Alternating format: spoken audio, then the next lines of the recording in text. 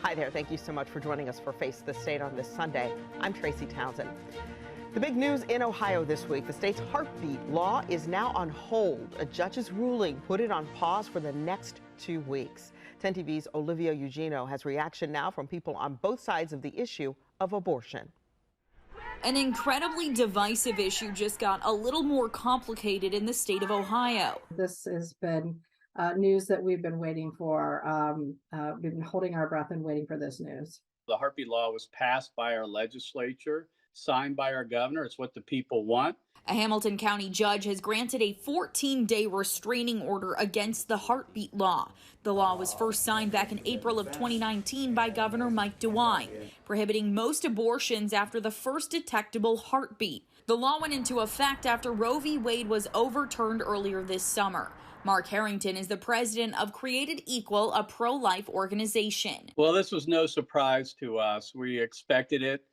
This is an activist judge, and if you read the ruling, it's a partisan ruling from our point of view. Kelly Copeland is the executive director of Pro-Choice Ohio. She says she's hoping a more permanent solution will go into effect after the 2 weeks. Regardless of the reason, people have suffered because many of them have been unable to legally get local care in the state of Ohio because of this 6-week ban. For at least the next 2 weeks, women will be legally allowed to get abortions in Ohio at up to 20 weeks gestation.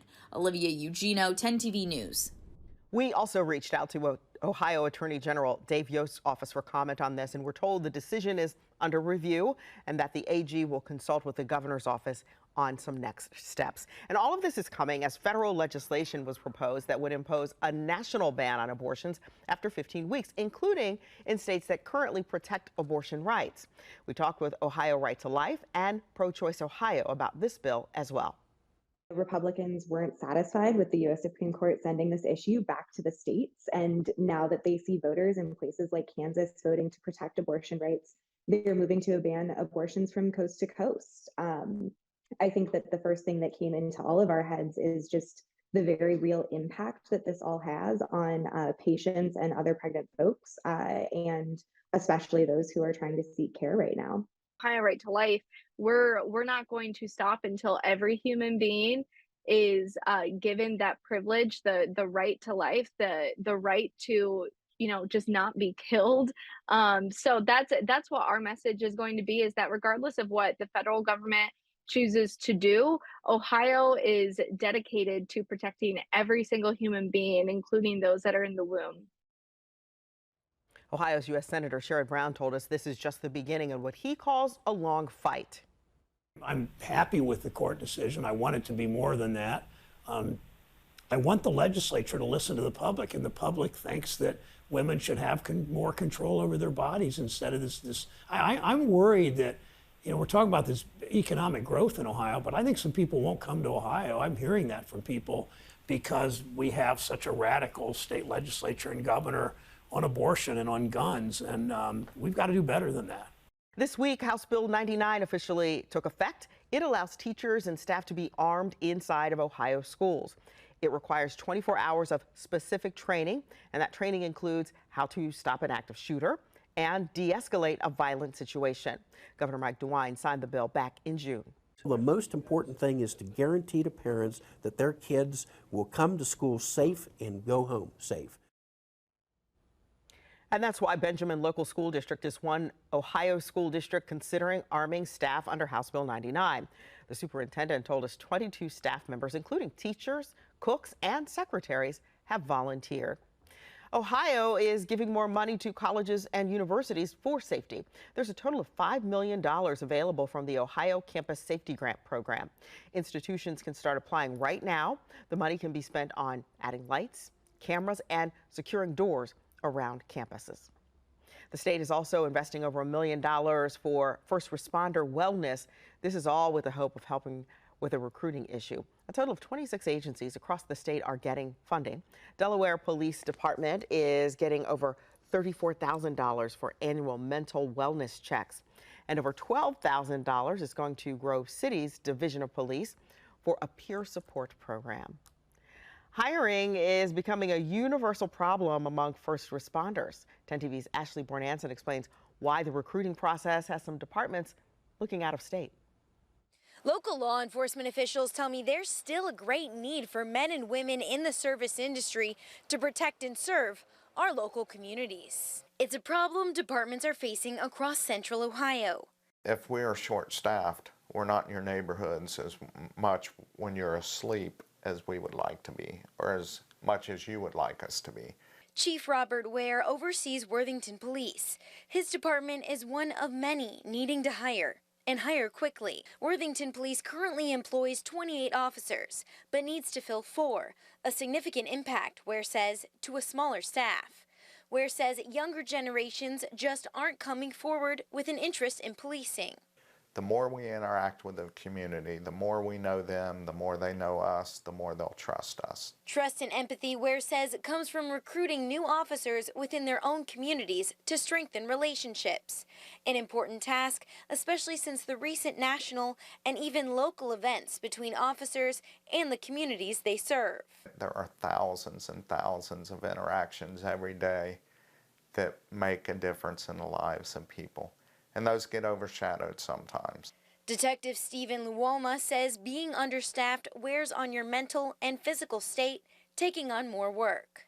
It definitely causes an issue if you don't have enough manpower. You can't get to calls as quickly. Having those extra bodies definitely helps. And we want those folks that are willing to accept the challenge of being guardians more and enforcers less. In Gahanna, police are also trying to hire guardians as older officers retire.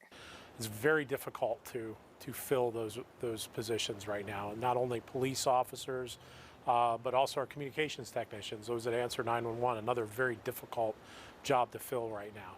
Gahanna, like others, is a smaller department, and even a handful of openings weighs on the entire force. They're hoping a new facility will keep them competitive against surrounding agencies. It's going to be a great recruiting tool for us. It's going to be a great facility that will really help us address the needs of the community, and also, frankly, for our officers as well. In Gahanna, Ashley Bornanson, 10 TV News. Stay with us. Up next, we're going to check in on the latest polling when it comes to the race for Ohio's next U.S. Senator and Governor. And construction for Intel is in full force. But can Ohio roads keep up with the increased traffic? We're going to take a look at how this could affect your morning commute. Plus, will you make that commitment? I'm committing to. why Senator Rob Portman had to ask that question several times to a TikTok exec this week on Capitol Hill. A new USA Today poll out this week shows a tight race in the Ohio Senate race. Right now, Democrat Tim Ryan is in the lead at 46.6%, and Republican J.D. Vance just under that at 45.6%, with about 6% undecided. Now, here's a look at the governor's race for our state. 53% of voters polled said they would vote for Governor Mike DeWine, and Nan Whaley came in with 39%. About 6% undecided there. That same poll found that 45% of likely voters don't know who Larry Householder is. Householder has been laying low since he was expelled from office last year. He's accused in the state's largest bribery scandal involving the bailout for 2 nuclear plants in northern Ohio. He's pled not guilty. Now, when it comes to voting, disability advocates are fighting for better access. The U.S. Election Assistance Commission reports that more than 60% of people with disabilities voted in the 2020 election, and 11% of them reported having a difficult time doing it. And that's why some states are adding Braille and listening options to voting machines. It actually is helpful if people are an ally and ask to use the accessible voting machine, because then it reminds poll workers that this voting machine is available and that it should be offered to everyone. We did reach out to a spokesperson for the Franklin County Board of Elections, and we can tell you that right now all 309 voting locations are equipped for people with hearing, vision, or physical disabilities. A few quick reminders for you about the November election. Military and overseas voting begins on September 23rd. Voters must be registered by October 11th. That's one day before absentee and early in-person voting begins. This week marked the end of an era after serving nearly 2 decades on the state's highest court. Chief Justice Maureen O'Connor delivered her final State of the Judiciary address. In the hour-long speech, she hit on many topics, including the fight over district lines in our state. She called for the creation of an independent redistricting commission instead of one made up of politicians. The vast majority of Ohioans said no to political gerrymandering, yet we do not have a constitution that will end gerrymandering. What to do? As I said in my concurrence on our first opinion, declaring the first map unconstitutional, to achieve the goal of ending gerrymandering, Ohio voters will need to return to the ballot box and vote to amend the Constitution once again. Article 11 must be amended to create a redistricting commission that is truly, truly independent. Other states have done this for the Independent Redistricting Commission. Ohio voters can select another model, one that distances a redistricting commission from partisan politics by not having elected officials on the redistricting commission. Let's try having ordinary, sensible people who are not driven by politics, but rather by what's fair, fair representation and justice. O'Connor consistently voted down the district maps, calling them unconstitutional. Franklin County commissioners are working to help hospitality workers impacted by the pandemic. They have a resolution that would use $50,000 from the American Rescue Plan, and those working in the restaurant or hotel industry or other parts of the service industry can apply for some financial relief. There's also funding available to help people pay rent. The city of Columbus and Franklin County announced $20 million from the federal government for housing assistance. Impact Community Action will distribute $20 million in funds for housing assistance to people who lost their income because of the pandemic. Leaders say the pandemic, combined with the current economy, has financially stretched many families thin. So since 2020, we've assisted over 30,000 of our neighbors with emergency rental assistance with over 100, using over $100 million. And what we're seeing daily is that there's still a need in our community, and everyone didn't know that the help was available. So we're here, the help is available, and it's our mandate to serve. For those who qualify, Impact is providing up to 15 months of assistance designed to ensure housing stability. To apply, visit our website for the link, 10tv.com/featured links. We're keeping an eye on Intel with the official groundbreaking of the company done. The real work begins. 3,000 Intel employees and thousands more construction workers will need a way to get to and from the Intel site in Licking County, and that means road construction. Well, it's only the beginning. Many of the roads around the site are rural, and there's a concern that the construction crews will cause congestion. 10 TV's Kevin Landers spoke with those who are looking to solve that problem. There is a lot of concern about the potential traffic impact Intel will bring to western Licking County, but transportation planners are urging residents to stay calm. Don't panic. Don't give a knee-jerk reaction, because you'll just end up hurting yourself in the long term. There are already 10 road widening projects that you can see on this map. It includes State Route 161 from 270 to New Albany and the roads surrounding the Intel site. But adding more cars to the roadway is not the right solution, says Dr. Harvey Miller of Ohio State Center for Urban and Regional Analysis. Just expanding roads and highways won't do it. He says the law of traffic congestion proves it. And the law of traffic congestion says that if you expand roads and highways, all you get is more traffic. The Mid-Ohio Regional Planning Commission says it's looking at a combination of different transportation models to solve the traffic problem. One consideration, how far people will travel from home to Intel. We're really looking at this in that 20, 40, 60-hour commute rings and really what each one needs, right? So that's really how we're breaking this down. CODA agrees that land use is a key to finding the right transportation model. What makes it easier to utilize walking to work, biking to work, taking to transit to work is really how housing and neighborhood development happens. One potential traffic solution is to create a designated bus lane like this one downtown, only on the freeway. But the big thing is to give buses freedom just to move on their own dedicated lanes. It makes the service much more reliable. But planning for that depends a lot on where housing is located, and that's a big unknown with the Intel project. One standard, 2 or 3 bedroom family style homes, 10 trips per day. If they spread that out over a large distance, that's a huge impact. If the land is developed in a way where the focus is how to move cars around, that makes other modes difficult. Transportation planners have 2 years to figure this out. That's when Intel is expected to have its plant in operation. Kevin Landers, 10 TV News. One area of frustration for people living in Johnstown is the amount of truck traffic they've seen. We're told planners are looking at a designated truck lane to alleviate all of that. This week on Capitol Hill, U.S. Senator Rob Portman sparred with TikTok's chief operating officer.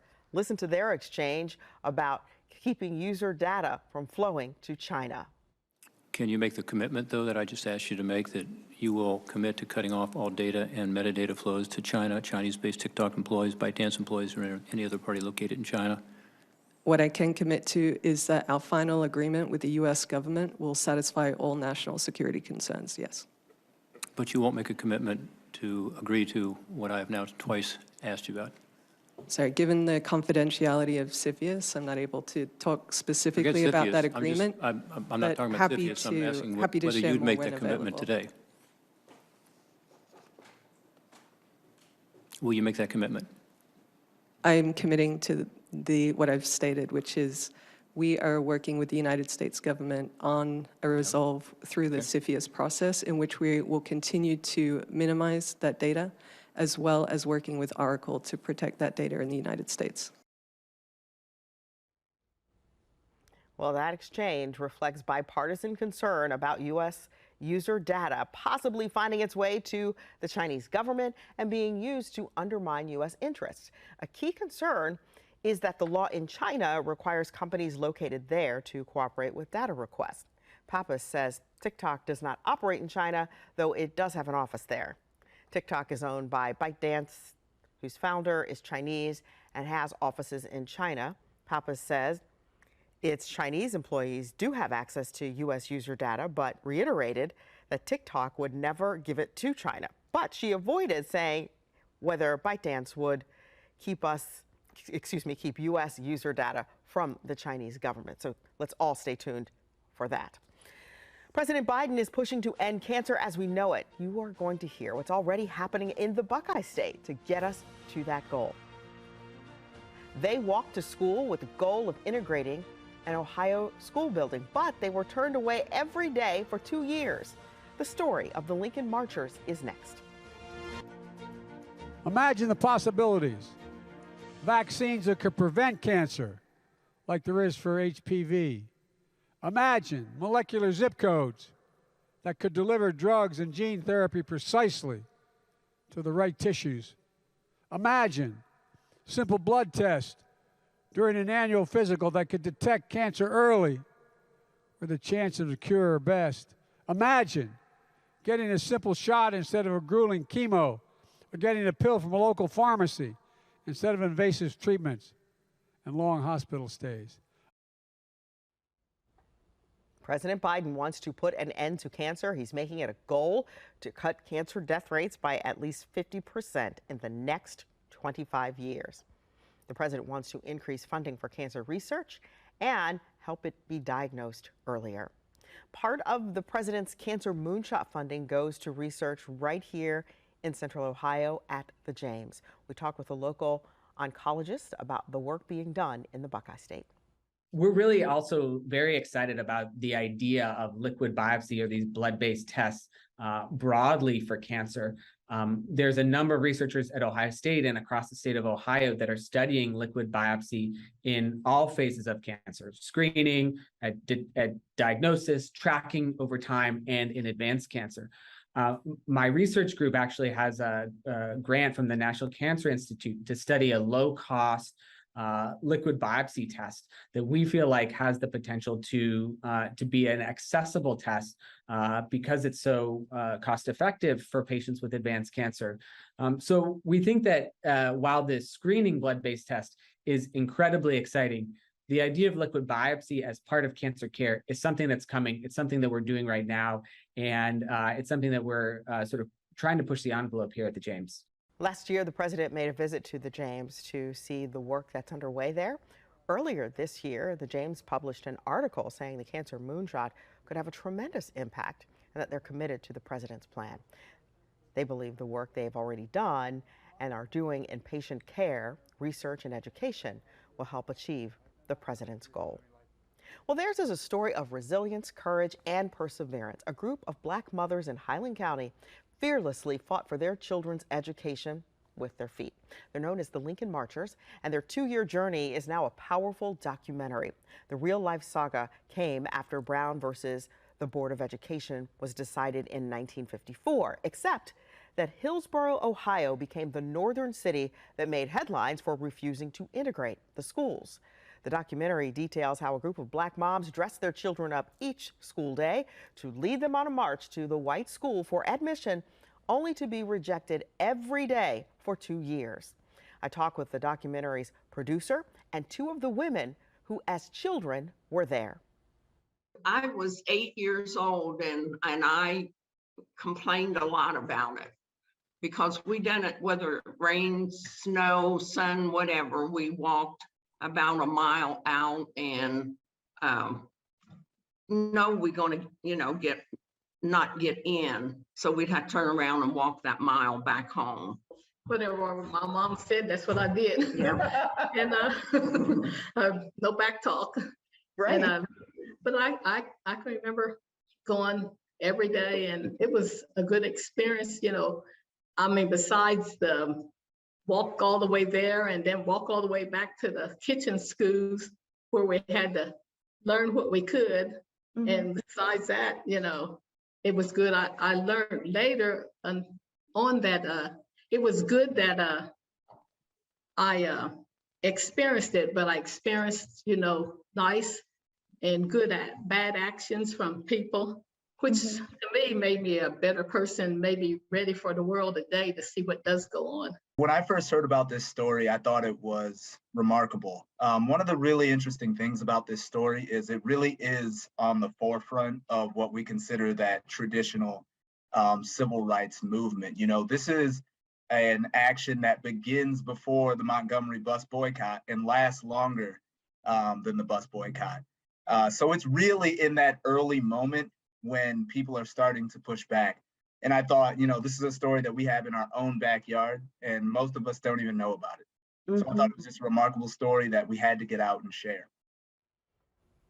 Well, each day after that rejection, the children would attend those so-called kitchen schools, home schools their mom set up, where volunteer tutors and mothers taught the children.